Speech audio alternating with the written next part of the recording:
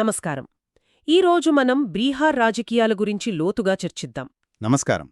2025 ఎన్నికల తీర్పు బీహార్ను పూర్తిగా మార్చేసిందంటున్నారు. దీనిపై రేపటి కోసం దినపత్రికలో పెద్దాడ నవీన్ రాసిన ఒక అద్భుతమైన కాలం మన దగ్గరుంది. అవును. ఈ తీర్పు కేవలం అంకెల గారడి కాదు, బీహార్ రాజకీయ ముఖచిత్రాన్ని శాశ్వతంగా ఎలా మార్చిందో అర్థం చేసుకునే ప్రయత్నం చేద్దాం. అవును. ముందుగా ఆ అంకెలే చూస్తే నిజంగా మైండ్ బ్లాక్ అవుతుంది. ఎన్డీఏ కూటమికి 200కు పైగా సీట్లు. 200కు పైగా. అటు మహాగఠబంధన్ అంటే ఎంజీబీ కూటమికి కేవలం 40. 5 ఏళ్ల క్రితం 2020లో ఎంత హోరాహోరీగా జరిగిందో గుర్తుంది కదా? నువ్వా నేనా అన్నట్లు ఎన్డీఏ 125, ఎంజీబీ 110 చాలా దగ్గరగా ఉండేది. కరెక్ట్. అలాంటి పోటీ ఇంతటి ఏకపక్ష తీర్పుగా ఎలా మారిపోయింది? ఇదే అసలైన ప్రశ్న. సరిగ్గా. సరే, ఈ నంబర్ల వెనుక అసలు కథేంటో చూద్దాం. ముందుగా ఎన్డీఏ విజయంతో మొదలుపెడదాం. ఈ విజయాన్ని రచయిత త్రైపాక్షిక ఏకీకరణ అంటే ఒక ట్రైలాటరల్ కన్సాలిడేషన్ అని చాలా చక్కగా వర్ణించారు. అంటే ఈ గెలుపుకు 3 బలమైన స్తంభాలున్నాయన్నమాట. ఖచ్చితంగా. అందులో మొదటిదేంటి? మొదటిది బీజేపీ తన బలాన్ని నిలబెట్టుకోవడమే కాకుండా ఇంకా పెంచుకోవడం.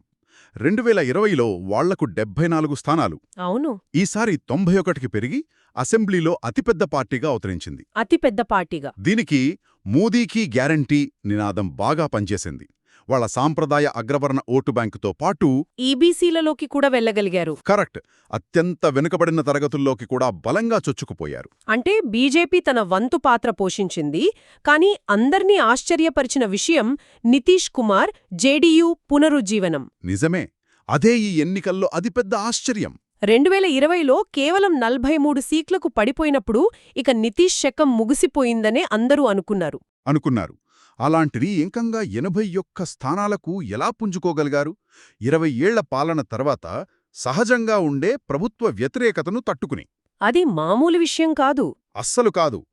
ఇక్కడే ఆయన సుశాసన్ అంటే సుపరిపాలన మోడల్, ముఖ్యంగా మహిళల కోసం తెచ్చిన పథకాలు అద్భుతంగా పనిచేశాయి. అంటే జీవిక లాంటివా? అవును. జీవిక స్వయం సహాయక బృందాల ద్వారా మహిళలను ఆర్థికంగా నిలబెట్టడం, ప్రతి మహిళకు నేరుగా 10,000 రూపాయల ఆర్థిక సహాయం అందించడం. ఇలాంటివి ఆయనను ఒక ఫీనిక్స్ పక్షిలా నిలబెట్టాయి. అంటే మహిళలు కులాలకు అతీతంగా నితీష్ కుమార్ వైపు నిలబడ్డారన్నమాట. ఖచ్చితంగా. ఇక మూడో స్తంభం. 2020 ఎన్నికల్లో విలన్గా కనిపించిన చిరాగ్ పాస్వాన్ ఈసారి హీరో అయ్యారు. 2020లో ఎన్డీఏ ఓట్లను చీల్చి జేడీయూని దెబ్బతీసి ఒక స్పాయిలర్ పాత్ర పోషించారు. అవును. కాని ఈసారి ఎన్డీఏలో భాగంగా 29 స్థానాల్లో పోటీ చేసి 22 గెలవడం అంటే దాదాపు 75% స్ట్రైక్ రేట్. వావ్, 75%! ఇది చిరాగును స్పాయిలర్ నుండి తిరుగులేని కింగ్ మేకర్ స్థాయికి తీసుకెళ్లింది. ఈ 3 పార్టీల సమన్వయమే ఎన్డీఏకు ఈ చారిత్రక విజయాన్ని అందించింది. అంటే ఎన్డీఏ వైపు ప్రతీదీ కలిసొచ్చింది. మరి ఇంతకి భారీ విజయం సాధ్యమవ్వాలంటే కేవలం వీళ్లు బలంగా ఉండటమే కాదు, అవతలి వైపు కూడా ఏదో జరిగుండాలి.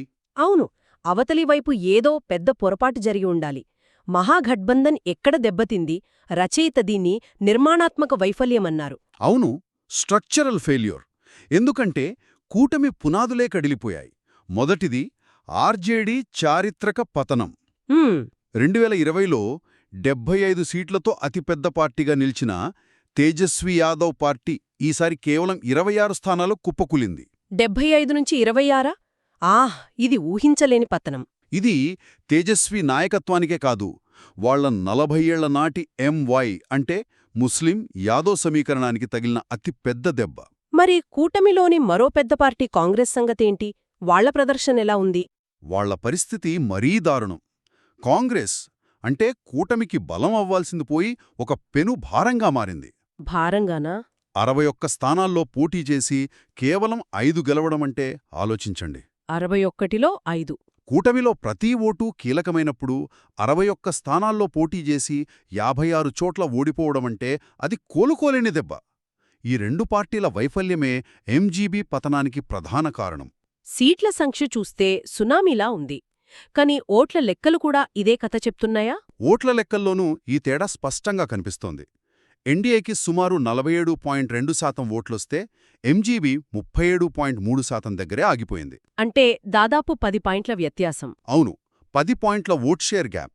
మన ఫస్ట్ పాస్ ది పోస్ట్ ఎన్నికల వ్యవస్థలో ఇంత పెద్ద గ్యాప్ అంటే అది సునామీ కిందే లెక్క. అందుకే సీట్లలో ఇంత భారీ తేడా వచ్చింది. సరిగ్గా. ఇందులో అత్యంత ఆశ్చర్యకరమైన విషయమేంటంటే ఎంజీబీ ఓట్ షేర్ 2020తో పోలిస్తే దాదాపు మారలేదట. అవును. అంటే 5 ఏళ్లపాటు ప్రతిపక్షంలో ఉండి ప్రభుత్వ వ్యతిరేకతను వాడుకొని ఒక్క కొత్త ఓటర్ను కూడా ఆకర్షించలేకపోయారన్నమాట. సరిగ్గా అదే జరిగింది. వాళ్ల పాత ఓటు బ్యాంకు చెక్కుచెదరలేదు, కాని కొత్తగా ఏమీ కలుపుకోలేకపోయారు. మరి ఎన్డీఏకి అదనంగా ఆ 10% ఓట్లు ఎలా వచ్చాయి? దానికి ఒక సింపుల్ లెక్కుంది. 2020లో విడిగా పోటీ చేసిన ఎల్జేపీకి సుమారు 5.5% ఓట్లొచ్చాయి. ఆ ఓట్లు ఈసారి నేరుగా ఎన్డీఏ ఖాతాలో కలిశాయి. దానికి తోడు జేడీయూ, బీజేపీల మెరుగైన పనితీరు వల్ల మరో 4-5% ఓట్లు పెరిగాయి. మరోవైపు ఎంజీబీ ఓట్లు పెరగకపోగా ఉన్న ఓట్లకు గండికొట్టేవాళ్లు ఇద్దరూ తయారయ్యారని కాలం చెబుతోంది. ఎవరా డబుల్ స్పాయిలర్లు? ఒకరు ప్రశాంత్ కిషోర్, జనసూరజ్ పార్టీ, జేఎస్పీ. వీరు ఎక్కడా గెలవకపోయినా రాష్ట్రవ్యాప్తంగా సుమారు 3.5% ఓట్లు సాధించారు. ఓ 3.5%? అవును. ఇవన్నీ ప్రభుత్వ వ్యతిరేక ఓట్లే. కాని ఎంజీబీకి వేయడానికి ఇష్టపడని తటస్థ ఓటర్లవి. ఈ ఓట్ల చీలిక ఎంజీబీని కనీసం 20-25 సీట్లలో దెబ్బతీసుంటుంది. ఇక రెండవ స్పాయిలర్ అసదుద్దీన్ ఒవైసీ, ఏఐఎంఐఎం అనుకుంటా. అవును. ముఖ్యంగా ముస్లిం జనాభా ఎక్కువగా ఉండే సీమాంచల్ ప్రాంతంలో ఏఐఎంఎం ముస్లిం ఓట్లను చీల్చి 6 సీట్లు గెలుచుకుంది. 6 సీట్లా? ఇది ఆర్జేడీ యొక్క ఎంవై సమీకరణంలోని ఎం అంటే ముస్లిం ఓటు బ్యాంకును చాలా బలహీనపరిచింది. ఇంకో ఆసక్తికరమైన సంఖ్య రికార్డ్ పోలింగ్ శాతం 67.13%. సాధారణంగా అధిక పోలింగ్ అంటే ప్రభుత్వ వ్యతిరేకతకు సంకేతమంటారు కదా. అంటారు. మరిక్కడ సీన్ రివర్స్ అయిందేంటి? అక్కడే అసలైన ట్విస్టుంది. ఓవరాల్ పోలింగ్ పెరిగినా అందులో మహిళలు ఓటింగ్ శాతం 71.78%. 71%. కానీ పురుషుల ఓటింగ్ శాతం కేవలం 62.98%. అంటే పురుషుల కంటే మహిళలు దాదాపు 9% ఎక్కువగా ఓటేశారు. చాలా పెద్ద తేడా ఇది. ఈ సైలెంట్ వేవ్ మొత్తం నితీష్ కుమార్ సంక్షేమ పథకాలకు అనుకూలంగా మారి ప్రభుత్వ వ్యతిరేకతకు బదులు ప్రభుత్వ అనుకూల వేవ్ను సృష్టించింది. ఈ మొత్తం కథను చూస్తుంటే బీహార్ రాజకీయాలు ఎప్పుడూ ఒకేలా ఉండవనిపిస్తుంది.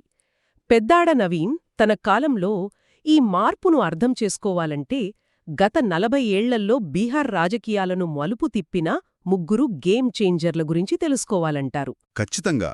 మొదటి గేమ్ చేంజర్ కర్పూరీ ఠాకూర్ 1970లలో.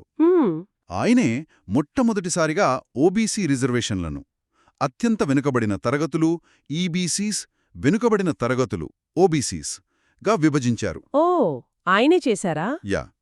యాదవులు, కుర్మీలు వంటి బలమైన వర్గాల నీడలో మగ్గిపోతున్న వందలాది చిన్న కులాలకు అంటే ఈబీసీలకు ఒక రాజకీయ గుర్తింపునిచ్చింది ఆయనే. ఆ తర్వాత 1990లలో మండల్ కమిషన్ నేపథ్యంలో లాలూ ప్రసాద్ యాదవ్ రెండో గేమ్ చేంజర్గా వచ్చాడు. ఆయన ఒక అజేయమైన ఫార్ములాను సృష్టించారు. అదే ఎంవై సమీకరణం. ముస్లిం యాదవ్ ఈ 2 వర్గాలను ఏకం చేసి బీహార్ జనాభాలో దాదాపు 30% ఉన్న ఈ ఓటు బ్యాంకుతో ఆయన దాదాపు 15 ఏళ్లు బీహార్ను శాసించారు. ఆయన పాలన అణగారిన వర్గాలకు ఆత్మగౌరవం ఇచ్చిందంటారు. ఎంత నిజములం! శాంతి భద్రతల వైఫల్యం వల్ల జింగిల్ రాజ్గా విమర్శించబడింది కూడా అంతే నిజం. ఇక మూడవ మరియు అత్యంత కీలకమైన గేమ్ చేంజర్ నితీష్ కుమార్. 2005లో ఆయన వచ్చాక బీహార్ రాజకీయాల రూపురేఖలే మారిపోయాయి. అవును. ఆయన లాలూ యొక్క సామాజిక న్యాయం స్థానంలో సుశాసన్ అంటే సుపరిపాలన, వికాస్ అంటే అభివృద్ధి అనే కొత్త నమూనాను తెచ్చారు. అంటే కుల సమీకరణాలకు భిన్నంగా? కరెక్ట్. లాలూ యొక్క ఎంవై కూటమికి వ్యతిరేకంగా కర్పూరీ ఠాకూర్ సృష్టించిన ఈబీసీలను, మహాదళితులను, అన్నింటికన్నా ముఖ్యంగా మహిళలను కులాలకు అతీతంగా తన ప్రధాన ఓటు బ్యాంకుగా మార్చుకున్నారు. ఈ సోషల్ ఇంజనీరింగే ఆయన ఇన్నేళ్లుగా అధికారంలో ఉండడానికి కారణం. ఈ 3 నాయకులు బీహార్ రాజకీయాలను 3 వేరువేరు దశల్లో మలుపు తిప్పారన్నమాట. అవును. ఈ 3 చరిత్రను దృష్టిలో పెట్టుకుంటే 2025 ఫలితాలు ఈ కథలో తర్వాతి అధ్యాయంలా అనిపిస్తున్నాయి. ఈ తీర్పు మనకి ఏం చెప్తోంది? ఉద్యోగం మీద సంక్షేమం, భద్రత గెలిచాయని రచయిత అంటున్నారు. తేజస్వి యాదవ్ తన ప్రచారంలో ప్రతి కుటుంబానికి ఒక ప్రభుత్వ ఉద్యోగం అంటూ ఆకాంక్షను అంటే భవిష్యత్తుకు సంబంధించిన ఒక పెద్ద వాగ్దానాన్ని అస్త్రంగా చేసుకున్నారు. అవును. మరోవైపు నితీష్ మోదీ ద్వయం భవిష్యత్ వాగ్దానాల కన్నా ప్రజలు ఇప్పటికే అందుకుంటున్న డెలివరీపై దృష్టి పెట్టింది. అంటే జీవిక స్వయం సహాయక బృందాలు, మహిళలకు నగదు సహాయం, ప్రతి ఇంటికి విద్యుత్, వేటి గురించేనా? అవును, ఇవన్నీ ప్రజలు భవిష్యత్తులో వస్తున్నన్న ఉద్యోగం కన్నా చేతికి అందుతున్న ఈ సౌకర్యాలకే విలువిచ్చారంటారా? ఖచ్చితంగా. వీటన్నిటితో పాటు పాత జంగిల్ రాజు రోజులను గుర్తుచేస్తూ భద్రతకు హామీ ఇచ్చారు. ముఖ్యంగా మహిళలు భవిష్యత్తులోని అనిశ్చిత వాగ్దానాల కన్నా వర్తమానంలో అందుతున్న స్థిరత్వం, భద్రతకే ఓటు వేశారు. సరిగ్గా వాళ్లకో ఆచరణ సాధ్యమయ్యే హామీలే నచ్చాయి. అంటే పాత కుల సమీకరణాలు పక్కకెళ్ళి ఒక కొత్త ఓటు బ్యాంకు తయారైందనమాట. అవును.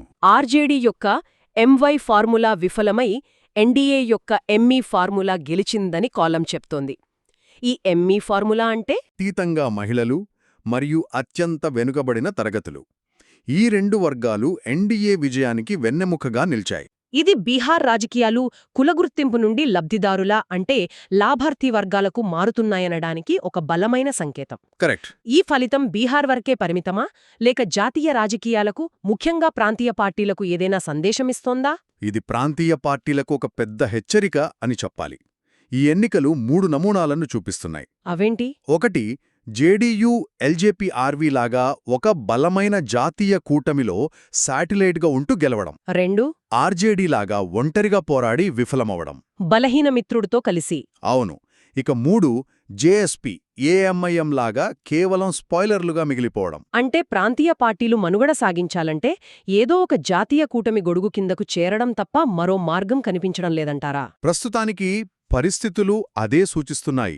ప్రజలు గాలి మాటల కన్నా గ్రౌండ్లో కనిపిస్తున్న పనితీరుకు, డెలివరీకి ప్రాధాన్యత ఇస్తున్నారని కూడా ఇది స్పష్టం చేస్తోంది. మొత్తానికి 2025 బీహార్ తీర్పు 1990లలో లాలూ ప్రసాద్ యాదవ్ ప్రారంభించిన సామాజిక న్యాయం యుగం ముగింపును సూచిస్తోంది. అవును. అలాగే నితీష్ మోదీ ద్వయం పరిపూర్ణం చేసిన సంక్షేమ న్యాయం నమూనా యొక్క సంపూర్ణ విజయాన్ని చూపిస్తోంది. అవును. తేజస్వి ఉద్యోగ వాగ్దానం, ప్రశాంత్ కిషోర్ మార్పు నినాదం, ఇవేవీ డబుల్ ఇంజిన్ ప్రభుత్వం అందించిన ప్రత్యక్ష నగదు బదిలీలు, మహిళా సాధికారత, శాంతి భద్రతల ముందు నిలవలేకపోయాయి. అంటే ప్రజల ప్రాధాన్యతలు మారాయి. ఒకప్పుడు బీహార్ ఓటరు ఆత్మగౌరవం కోసం అభివృద్ధిని త్యాగం చేశారేమో, కానీ 2025లో బీహార్ ఓటరు, ముఖ్యంగా మహిళలు, భవిష్యత్ ఆకాంక్ష కంటే తమకు ఇప్పటికే అందుతున్న స్థిరత్వము మరియు భద్రతకు పట్టం కట్టారు. అంటే పాత కుల సమీకరణాలను ఛేదించి 20 ఏళ్ల ప్రభుత్వ వ్యతిరేకతను కూడా అధిగమించగల కొత్త రాజకీయ ఆయుధం. ప్రత్యక్ష సంక్షేమ డెలివరీ బీహార్ అదే నిరూపించింది. నిస్సందేహంగా. ఈ విశ్లేషణ నుండి శ్రోతలు ఆలోచించడానికి ఒక ప్రశ్న. రాజకీయాలు సమూహ గుర్తింపు నుండి వ్యక్తిగత లబ్ధిదారుకు మారుతున్నాయని ఈ కాలం చెబుతోంది. ఒక ఓటర్ ప్రాథమిక గుర్తింపు తన కులం కాకుండా ప్రభుత్వ పథకం ద్వారా తాను పొందుతున్న లబ్ధి అయితే, అంటే తనను తాను ఫలానా కులంవాడినని కాకుండా ఫలానా పథకం లబ్ధిదారుడినని భావించడం మొదలుపెడితే, భారతదేశంలాంటి వైవిధ్యమైన దేశంలో ఇది రాజకీయ వ్యూహాలను ప్రాథమికంగా ఎలా మార్చేస్తుంది?